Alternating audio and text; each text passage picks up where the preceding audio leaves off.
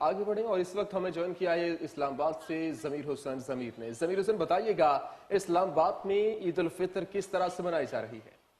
जी बिल्कुल, ईद का आज पहला रोज़ है और इस्लामाबाद में ईद की खुशियां सेलिब्रेट की जा रही हैं। इस वक्त हम मौजूद हैं फैसल मस्जिद। आप देख सकते हैं मेरी बैक साइड पे फैसल मस्जिद है और इसके इर्द गिर्द आप पहाड़ियां हैं, मारगला की पहाड़ियां जो खूबसूरती का मंजर पेश कर रही हैं। और इस्लामाबाद और इसके दूर दराज इलाकों से लोग यहाँ मौसम भी इंजॉय कर रहे हैं, ईद की खुशियां भी सेलिब्रेट कर रहे हैं। और यहाँ पे ईद की नमाज भी पढ़ी गई थी। बड़ा ज़बरदस्त किस्म का यहाँ इस्लामाबाद में माहौल बना हुआ है। मौसम ठंडा भी है और थोड़ा गर्म भी है, लेकिन यहाँ पे हवाएं ठंडी ठंडी चल रही हैं। जिस तरह महकमा मौसमियात ने बारिशों की भी नवीद सुनाई हुई है।